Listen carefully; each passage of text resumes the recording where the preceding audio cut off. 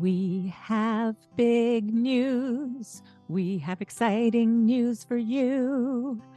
Tell them what it is, Sareena. We are super excited to announce that we are starting our first membership this January 2024. Yay! Membership. So we're excited to let you know that we will be hosting a monthly membership where when you join, you will be With us live in a Zoom room once a month for a workshop like we just hosted. It's going to be a workshop like that, one topic each month, a different topic. You might even help us come up with the following month's topic from inside our membership. Super excited to meet you. It was so fun meeting a few of you in our inaugural workshop. So we're really looking forward to that. And when you are a member, you will also be receiving a monthly newsletter where I'm going to be a little more intimate and I'll be sharing the things that are working and the things that aren't working for me. Yeah, like taking a tool that you've learned from the podcast and how you're implementing it and how well that worked, or maybe if it didn't work. And then Amma can put in my 2 bits worth. We'll see how that goes. But a membership newsletter and a membership live Zoom room workshop starting in January 2024. Can sign up through our Patreon link in the show notes. Yeah. Yes, everything will be in the show notes, and we can't wait to see you there, listeners. We can't wait. Yay. If we haven't done our job in regulating their need for sleep or rest or quiet time or food or water or some kind of nutrition, then why do we get to stand here and say, now that wasn't good, you need to go away? Hi, my name is Sareena. I am a mother to a toddler and currently pregnant. And hi, I'm Lisa, also known as the singing Amma. Amma means grandmother in Icelandic. I am a mama and an Amma. At the beginning of my first pregnancy, I felt like I was lacking my village, which is why we are here creating a village with you, in hopes that you won't feel as isolated as I did. I also felt the lack of a village in my early parenting years way back when. And I come to our village with a background in early childhood education. I have been coaching parents along their parenting journeys and supporting them for over 35 years. Amma Lisa and I invite you to grab your latte or your tea and come sit around the proverbial fire with us each week when we come together to have a conversation where we'll be talking all things parenting, keeping it real, keeping it raw, right here with you. Hello. It's Lisa, the singing Amma, here to read you another of my Fishbowl magazine columns. And then I'll be joined by Mama Sareena. And together, we'll check into this topic quite a bit deeper. Let's go. Today's column is entitled, Time Out Does Not Work. Using time out as a preferred form of, quote, discipline has regained popularity in recent years. Parents want reassurance that this choice is benign and useful. I cannot give that reassurance. I will say unequivocally that time out is not a healthy, respectful form of communication, and frankly, that it doesn't work. Time out is not, in fact, a form of discipline. Discipline comes from the Latin verb to teach or guide. A child sitting in banishment learns not how to behave better, quote unquote, but rather she learns that she is unlovable and that big feelings are unacceptable. Time out is, in its essence, a form of punishment. Punishment is the infliction of some kind of pain or loss, by definition. The feelings experienced, sad, scared, lonely, and above all, the loss of feeling loved, hit at the core level, and they raise an innate fear of abandonment, which is basic to human survival. Timeout does not work because punishment of any kind does not work. So, instill in a child a desire to do what is required of him, and help a child learn to regulate her behaviors, or help her gain self-discipline. Punishment causes a buildup of anger and resentment while lowering a child's self-worth. Punishment sets up a power struggle and erodes the trust that a loving relationship requires. So, what to do? Focus always on maintaining or rebuilding, if necessary, your connection with your child. Will your response strengthen or weaken your relationship? Love is always a stronger tool than fear. Watch for the earliest signs of, quote, misbehavior or undesirable behavior. Offer a time in. Move yourself in gently towards your child. Offer a hand, a lap, a snuggle.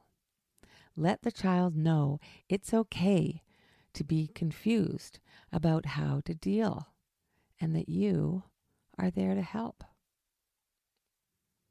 In a full-blown meltdown, recognize that a child out of control needs you more than ever. You can say, I notice you're having some big feelings, and I want you to know I'm here to help. When you are ready, come sit with me. And you stay near the child. They may not be able to come right away, and that's okay. Let them know you're there. Always regain calm before trying to talk it through. Get playful. Speak in a crazy accent. Sing operatically. Run through mud puddles barefoot. Turn on some loud music and dance wildly. Somehow shift the energy. Change a mood, not a mind. And finally, you could take some time to realign yourself. I like to call it realign time. Take 5 deep breaths. Calm yourself. You are modeling healthy self-management while not resorting to punishment in your own distress. All right. So this week we're talking about why timeout does not work. So I'm just going to jump right in there, like I had said in the column. There's a real difference between the words discipline and punishment. Mm-hmm. When I was back in college, way back in the early 80s, when I was a young woman, we had to do one of our main assignments of the whole year-long program was to do an essay on discipline. And the first thing that I learned in that essay writing was that discipline actually is like, think of the disciples of Christ, for example. Mm-hmm. They were his followers. He led and they learn from his lead, right? Yeah. That's what discipline comes from, that root word of disciple. So it's like leading by example. That's to discipline a child, for a child to learn from us. Whereas punishment is doing something to another person to punish them for something you don't want them to do. And that's, people always use, well, I discipline my child and I think that that's right. But that's actually not the right word to be using. Mm. And I just like to really clarify that for people, because you're not disciplining your child if you're putting them in a timeout, if you're spanking them, if you're, giving them some harsh consequences. You're not disciplining them, you are punishing them. And I actually believe if people realized that and used the word punishment appropriately, it's not such a nice thought that you're Yeah. punishing your child. It's like, no, that doesn't feel good. Hopefully that doesn't feel good. But I'm disciplining my child. It's like you're doing something that you need to do and it's important. And no, punishing children is not necessary, and it's never an important thing to do. So just had to interject that. So carry on. Sareena, I'm sorry. So a timeout is a form of a punishment. It's Mhm. negative. Yeah. And so I, before becoming a mom and speaking with you and unlearning what I was raised on, timeout, it's a way of letting them know that's not okay. So you just hit somebody, you're going to go sit in a chair because we're not going to accept that behavior. That's how I would think, to show them that's unacceptable. Mhm. Yeah. And you are not alone. That's Mm-hmm. exactly what so many parents think. So Or, tell me now, having been working, on our podcast together for 6 months now, a lot of unlearning that you were doing even before you and I met, just not quite a year ago. Do you have some different thoughts about that now? well, now that I've learned, sometimes when they're having big feelings, they need us. What they need is, they're needing something from us. Or Exactly. the big feelings could be tired, hungry. And Mm-hmm. usually that's why my daughter will hit, or like when she's getting tired, she'll start hitting. And Mm-hmm. Yeah. Perfect. So in the column, I use the term self management, and another phrase for that is self regulation. Babies and toddlers are not able to self regulate, to know what the problem is, to know that growling owie feeling in my tummy means that I need food. They don't know that early on. Like, they are learning every single thing, right? So our job as parents and caregivers in young children's lives, in children, teenagers are going through self regulation ups and downs as well. So, how to regulate my way of being in the world when the world feels crazy and I don't know what to do in the moment. That's what self regulation is. So, our job is to model self regulation for our children and the children in our care. So, one of the things that's really, really helpful to do in parenting young children is jumping in ahead of them getting hungry and having that meltdown, and or being overtired, and managing that for them yeah. in bringing in that snack plate of food and delivering it before the meltdown starts, before any of the behavioral stuff starts. You might notice a change in the tone of voice that your child's using, either with you or with friends that they're playing with or others they're interacting with. You might notice rubbing of their eyes, or different body things that they're doing that indicate either tiredness or hunger. The tone of voice can often be the first thing that comes when a child is hungry. And it's our job to take care of those needs before the meltdown happens. Yeah. Right. So again, I know we've talked about this before.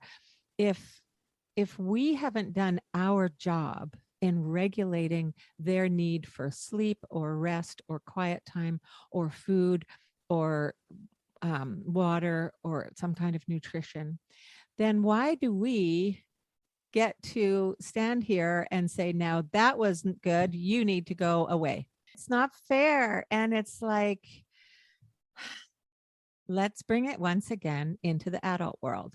If you are with your partner and you are tired or hungry, or you've just had a bad day, or something in the emotional realm is really upsetting you, and you're cranky and you're snappy, and you might yell at your husband or your partner, or you might be short tempered, or you might push a door closed a little too hard or something. Imagine if that other adult said to you, I don't like that. You go away and sit over there by yourself and have some time out and think about what you've done. So let's look at that, everybody. What are you going to sit there and think? Are you going to be all contrite in your mind going, oh, I really shouldn't have done that? Or are you going to go, who does he think he is? Yeah. Telling me I got to sit over here by myself and I'm not even allowed to get up when I think I'm ready to get up. Like, what? Right. Yeah. No, it's funny though, because just not on a side note, but not really a side note. When we do talk about these things, we always think about a relationship with our partner or somebody that's equal to us. And I think as parents, we think we're above our kids. Exactly. So we don't look at it that way. Thank you. And in almost every single scenario, we can always revert. How would you like it if your partner did it? Or a friend or somebody that's the same. It is about respecting another human being. Yes. I don't care how tall they are. I don't care how verbal they are. I don't care how old they are since the day of their birth. None of that matters. That is a human being who deserves and requires your respect. Yes. I mean, it's so simple. And yet we play Lord over our children. Yeah. I'm the boss. I get to say this. I get to do this. But you don't get to. Like there's so many it's not balanced out. They're not allowed to talk to us like we talk to them. Yeah.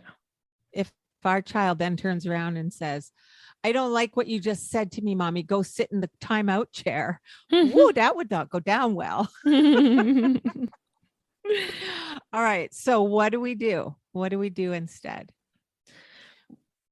Well, some people also might think that putting their kid in timeout is a way for them to calm down and get their space to calm down, but they're being isolated and they're not just going to know, oh, I need to calm down, even if you tell them to calm down. So like getting out of the space with them where they were acting out and getting into a new space. If it was indoors, go outdoors, or in the living room, go in a bedroom and modeling breathing with them. And that will show them to calm down and do it with them, the deep breaths, if they're willing to do it, because it might not be the right time. Okay, great. So what the example you gave was your daughter hitting. Is that right? Yeah. So I can't let you hit. It's not okay to hit. Hitting hurts. And then as you can leave the room, like it's so much better for us to get a timeout when it's safe to do so. You can't leave the room if your child is hitting another child. But if the child was hitting you and there's nobody else for the child to hit, you can say, you know what, a great room to go in is the bathroom. Actually, I got to go pee. I'll be right back. And when you go in the bathroom, you take those deep breaths and you calm your reaction down, right? And then you come out and you could sit near them And you could say, now you can model for them the deep breathing, even though you've already done it to bring yourself down. But Mm-hmm. you could say, okay, I'm noticing that I have these tight feelings in my chest and my tummy's kind of got a jiggly feeling, and I need to take some deep breaths. And you just really do it. And you take those deep breaths. And it's amazing how often, especially I think if we don't suggest our child do it with us, but if we just sit and we actually bring that cortisol level down inside our bodies, we are energetic beings. They can feel our energy. When our energy calms, they will either want to do it with us, or they will at least feel our calming, and it Mm-hmm. will help them to calm, right? And we're modeling that self-regulation. Something just happened. I didn't like it. I'm upset. This is what I need to do right now before I do anything else. Yeah, because if you yell at them and you react, you're teaching them to react too when something happens. Right? Exactly. One of the things I saw when my daughter was young, we were visiting the other grandparents and the extended family on the other side. And one little boy, a little toddler, reached out and hit, and the mom reached out and hit the toddler and said, "We don't hit people," and spanked him. And I'm like, what just happened? Because how can you teach a child not to hit by hitting them?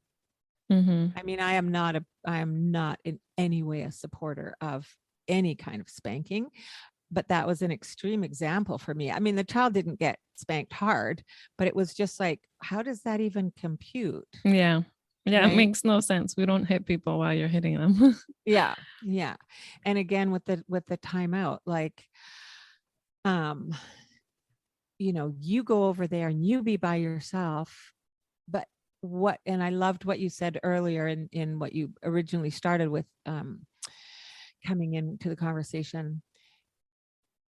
When our children act out, it's often and almost always because they have a need that's not being met. They need connection before correction. Sending them away to sit in a timeout or go into their room and be alone is sometimes the very worst thing we can do. They need to connect. Okay, so if my daughter's hitting a kid, Yeah. it it's kind of hard for me to just grab her and give her a hug. And Yes. Okay. Tell me a little more.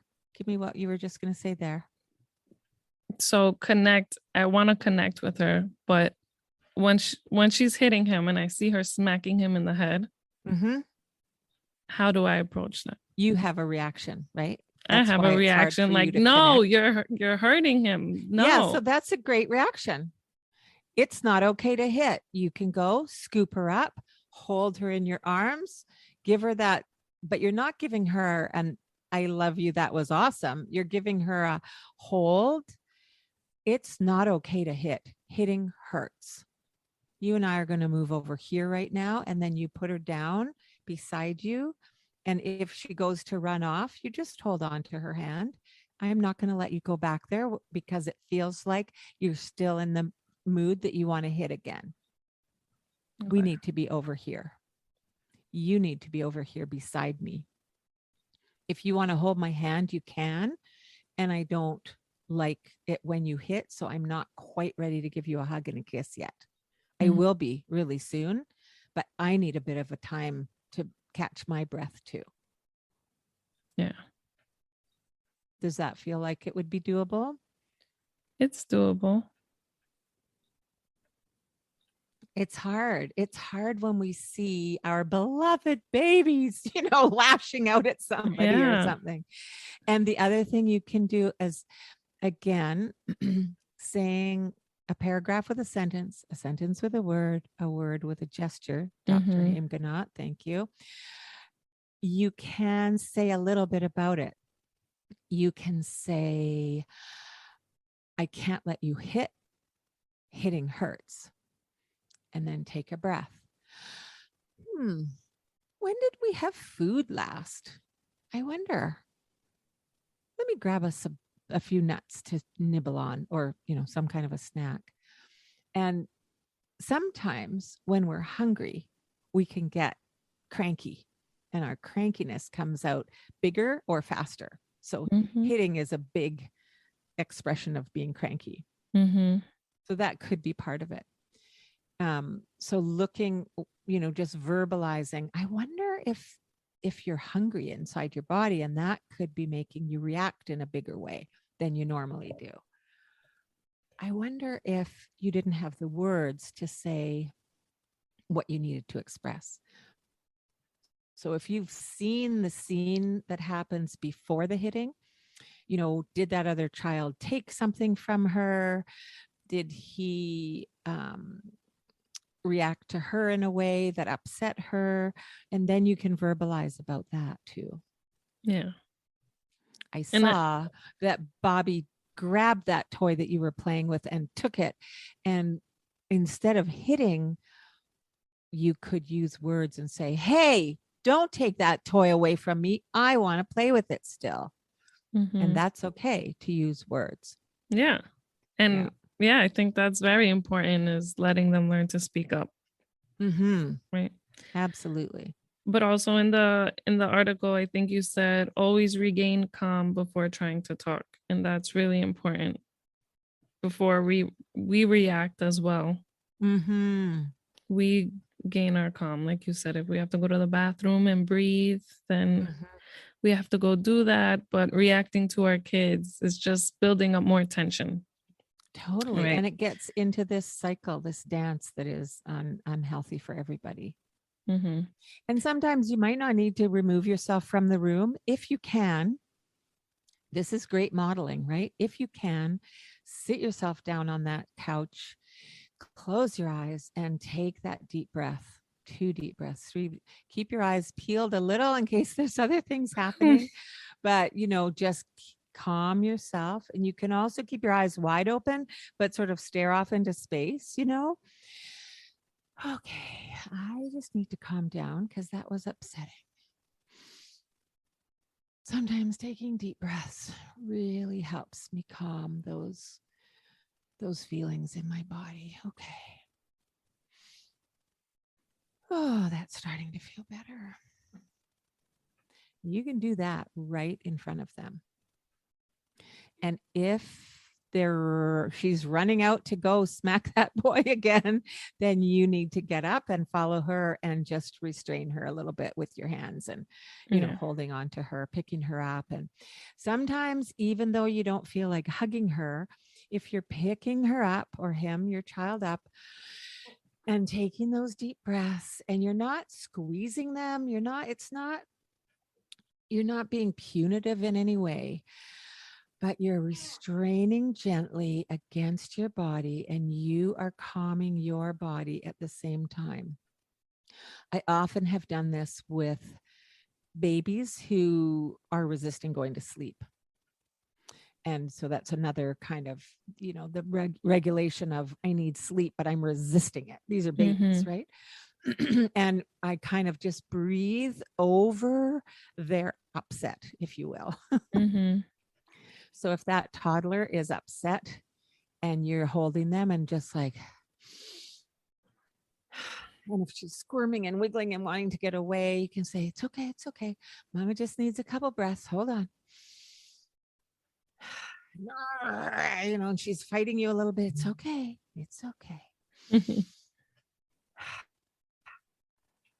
So that could be another way. That could be possible. Yeah.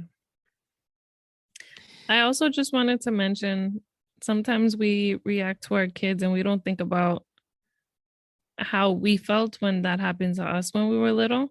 And I can remember, if I think back, when I would get punished and be sent to my room, I just would make myself feel, I would just get sad, and I'd probably end up crying, and I would feel left out. I would feel alone and not loved. Mhm. And we're little, we create these things in our head. It's not really what's happening, but that's how we feel when we're separated. Totally. It's I'm unlovable. That's where the program in our brain starts. I am unlovable. I am unworthy of love. And then that just sets off this whole thing about who do we choose as partners? Who are our friends? Like all the stuff in our lives from, how do we create our businesses? How are we in our jobs? How are we as parents? I'm unlovable is not a great foundation Yeah. for our lives, right? Yeah. So I love that you brought that up because, in fact, you weren't in there thinking about what you did wrong. You were in there thinking that you were not good, that you were Mhm. not worthy. Yeah. And if it wasn't that, it was me being embarrassed and then getting more upset that how dare you embarrass me in front of all these people? Right. Another thing that can come up is that, like, how dare you? So resentment can build, Mm-hmm. anger towards that person, that parent or caregiver who put you in this situation and shoved you out of the room, especially if it's done in front of other people. But even if it's just between you and that parent, and revenge fantasies. Revenge fantasies can be born in that room where you're supposed to be thinking about what you did wrong. It's like, I'm going to get you. And and they may not be fully formed, and that might not be the type of child you were, but there are definitely revenge fantasies that develop in those quiet times, those that, timeouts. that reminds me of Stewie. Do you ever watch Family Guy? No. Stewie trying to. Never mind, we won't get into Okay. but I just Yeah. imagine Stewie. But yeah, that's great. And sometimes that this is gentle parenting, and sometimes we think, or other people, whoever's not into gentle parenting might think that we're being a pushover and allowing it, and no, they need to be hit. They need to be shown that's not okay. But maybe we think that, but when you put yourself in the perspective of the kids, you put yourself in that kid's mind, it's no. No. Hitting and punishing is not going to work. Gentle parenting is not pushover parenting. It's Mm-hmm. not lenient parenting. We have boundaries. We have very strong feelings about what's okay and what's not okay, and we're willing to implement those. We just don't do it with punishment. Yeah. So, and I think that's a great thing to leave off on, because we all, even as adults, are learning boundaries still. Yes. So teach it young. Totally. Yes. Yeah. Thank you so much for your insights and your memories on this topic. Yeah. And we love you. We're not going to push you away. Come on over. Be with us each week. I was raised on timeouts, so I always said I was going to do timeouts, and things change. So here are my reasons why timeout does not work. Number one, it is a form of punishment, not discipline. So we are just hurting our children by doing it. We're not teaching them anything. All they're really feeling is abandonment because they're being isolated. Number two, big feelings are a cue that they need something. And number three, going in timeout is not teaching them how to self-regulate. We must model that for them, whether it's breathing, whether it's taking a step back from the situation, and they're going to learn from watching us and how we react. So thank you, and let us know if you're still team timeout. Maybe timeout does work for you and your family, and that is fine. But here's Amma Lisa's take on why timeout does not work and my interpretation as well. So thanks for joining us, and we hope you learned something, and we'd love for you to share this episode if it was any kind of help to you. Thank you. Thanks for being here with us in our virtual village. We'd love you to join our Facebook group at The Village Parenting Community and on Instagram at The Village Parenting Pod. And if you enjoy our podcast, please like, subscribe, and share. Also, if you have a moment, please leave us a review. It makes a big difference for us in reaching more parents out there who may be feeling alone. Please direct message us to connect also. We absolutely love hearing from you. And until next week, we'll be keeping it real and raw right here with you. This podcast is sponsored by the Singing Amma's private parent coaching and workshop offerings, and also by Enlightened Designs for Crafty Mamas.